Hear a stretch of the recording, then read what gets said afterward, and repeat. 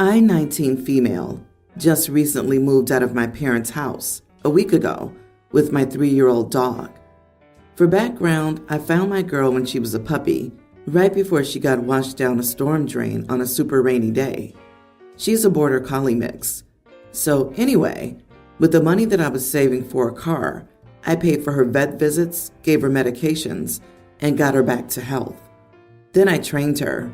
Thank goodness for online learning at the time, all the while being told by my parents that if she messed up even once, she was out of the house. Fast forward to the past year, and my parents have now started to pass her off to my little brother because he wants his own dog now, to the point where they tried to change her name.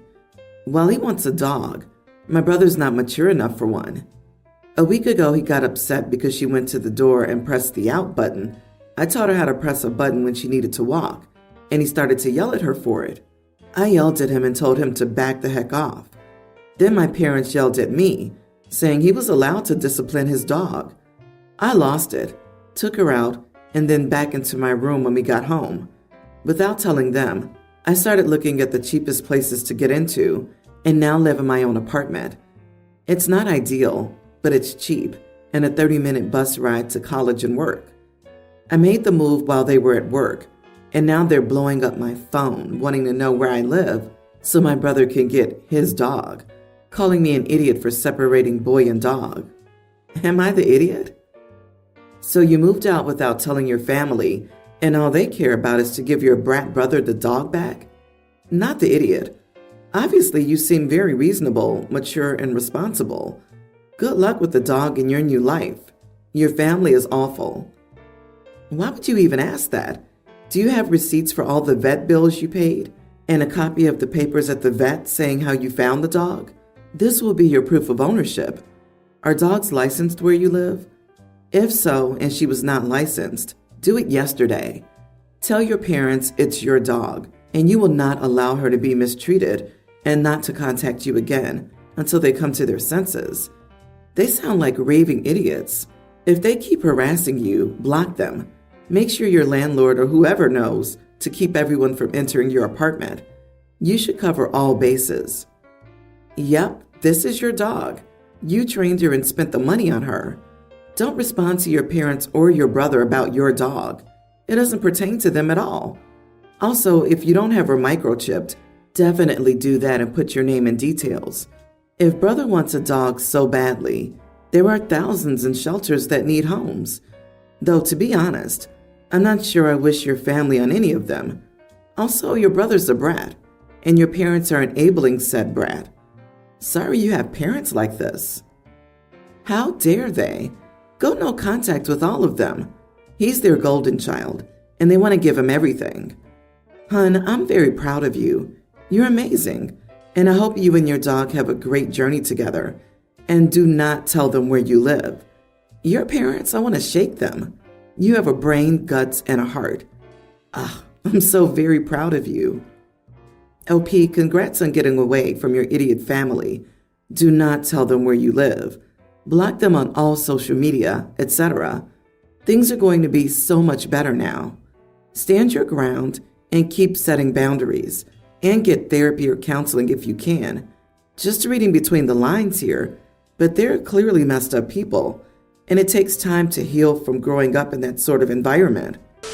My 36 female, daughter Leah, 18, is a mom.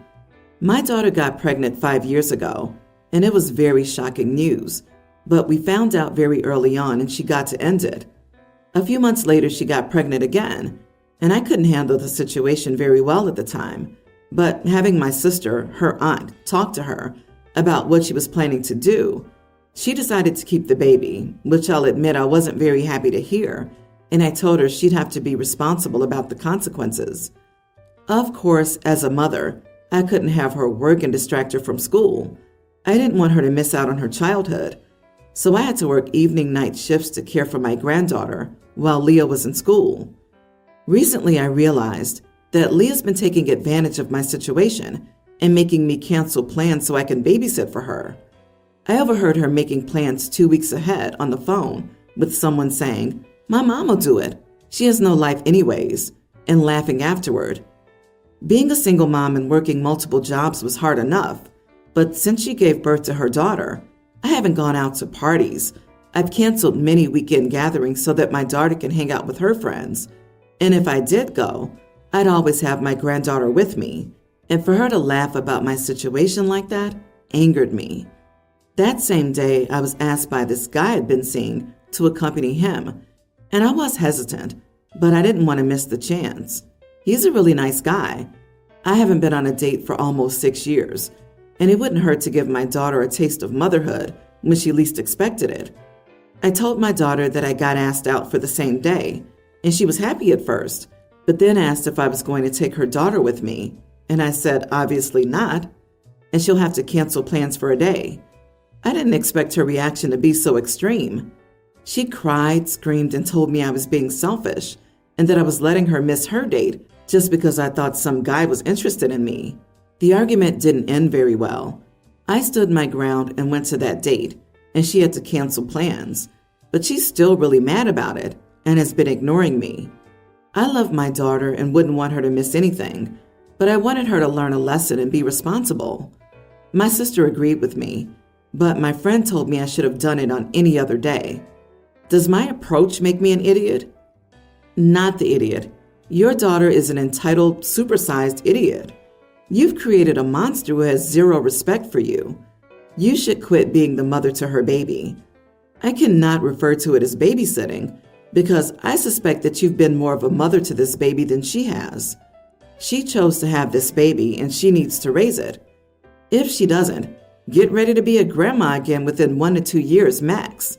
Why should she try to prevent getting pregnant again when you're the one facing all the real lasting consequences of having the baby? Yeah, that drove me nuts. I hope from now on, OP prioritizes her own life and happiness more. Her daughter has a responsibility to learn how to be a mother to her child, not expect others to put their lives on hold to play babysitter all the time and then say they have no life. OP, your kid needs tough love. You need to stop canceling your plans and let her deal with her own child. What got me was, I, 36 female, have a daughter, Leah, 18, followed by, her pregnancy was very shocking news. So a mother who had her kid at 18 is very shocked her daughter got pregnant and had a child at 18? Honestly, I hate them both. She refers to the baby as it. She's flippantly talking about motherhood. You both just needed to be adults for once and screamed and cried about who deserved a date. How about this? Neither of you. You're horrible people and need to realize what's important. Everyone's the idiot here. You created this situation. You told your daughter she'd be responsible for her baby and immediately backtracked so your daughter wouldn't miss out on her childhood. All the while thinking you looked like a hero mom to your daughter, and she's been mocking you the whole time.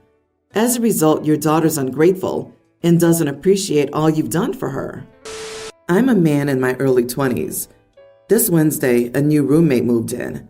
She's a woman in her 20s, a single mom to an adorable young daughter.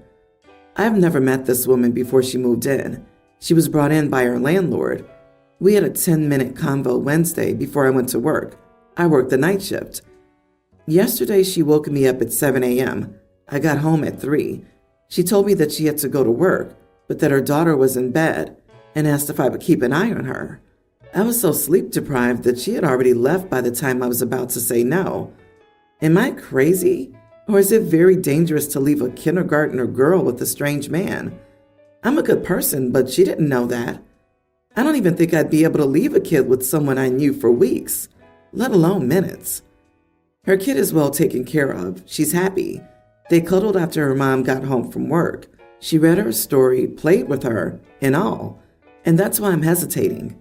Oh, and she did apologize for dumping her on me. Apparently she wasn't even supposed to go to work, but there was an emergency. So am I the idiot if I called CPS on her? I have no problem with watching her kid. I actually love children. My issue is her mom not knowing me, not with me watching the kid. Everyone's the idiot here. Don't bring CPS into it over one incident. Set your boundary that I'm not comfortable watching your child again and see how it progresses. If you report her straight up, You might end up with a very tense living arrangement. You may be a stranger, but she did leave the kid in the house with an adult, which I suppose is better than her being alone. She's still an idiot, though.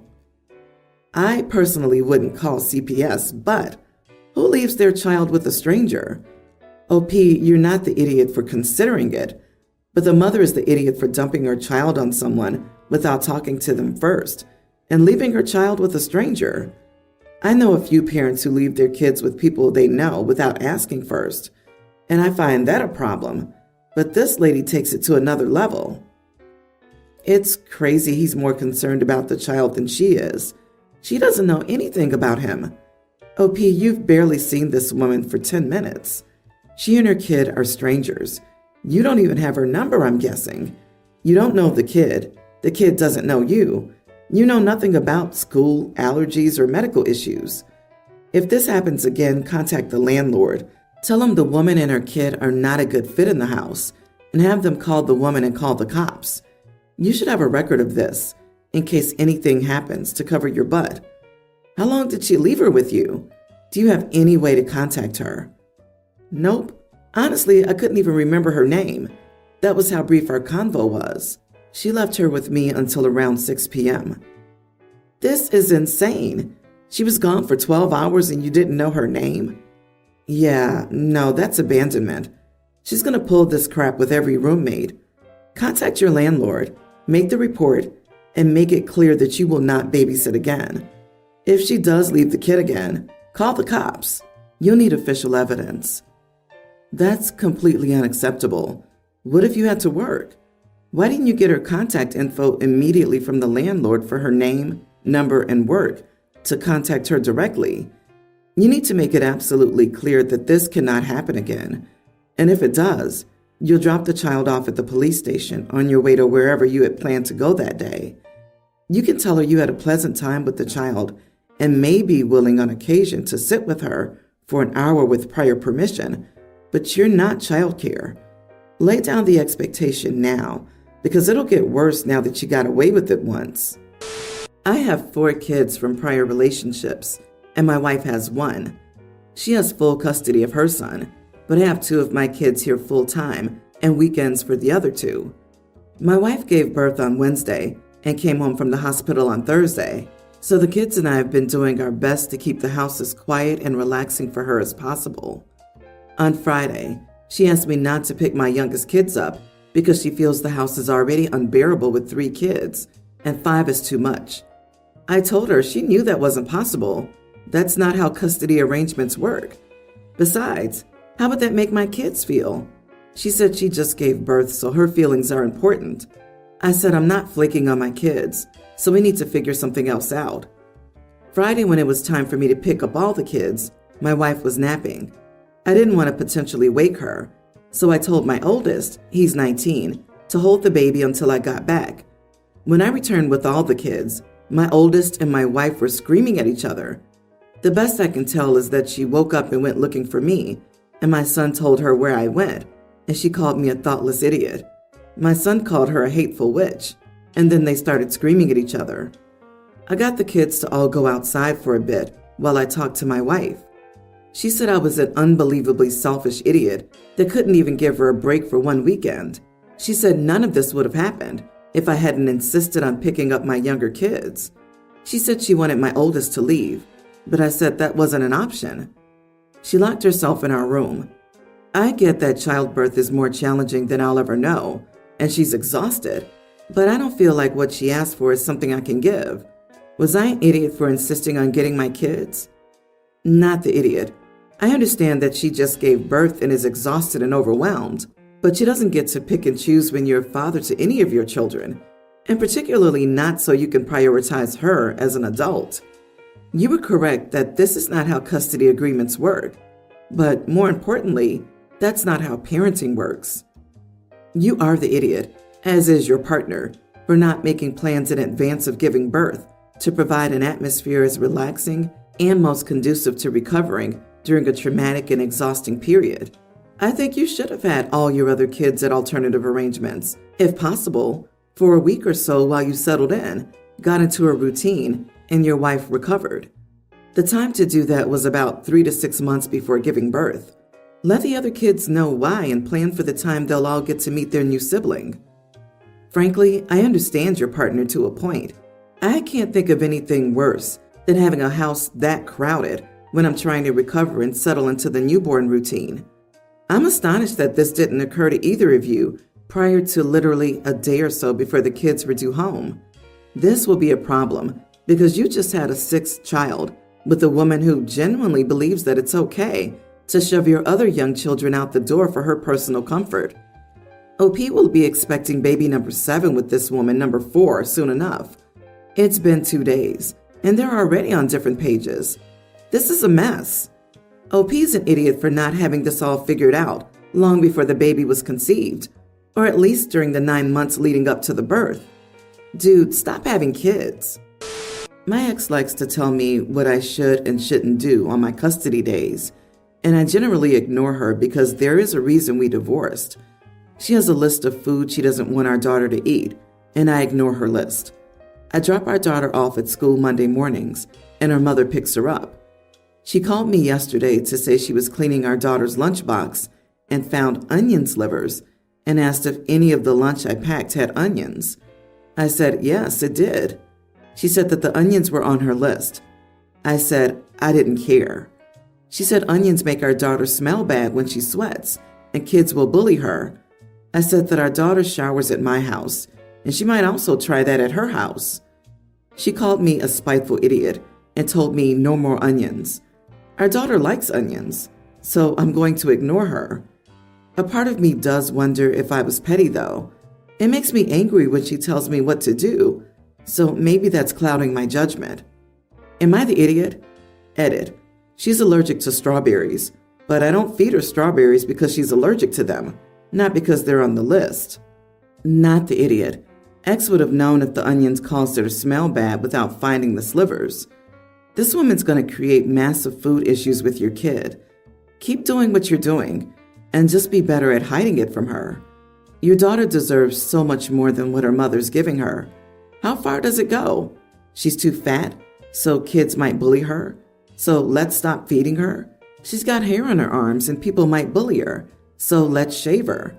This woman's a monster. I was waiting for the allergy thing, and it was about smelling bad. She's a tween that likes onions. That's freaking awesome. Most kids are picky or plain eaters. While it is true that onions and garlic can make you smell, you need to eat quite a bit for it to take effect. Absolutely ridiculous. Ignore the mother. Heck, I might even take her to court to get her less time. She clearly has mental issues and needs a therapist.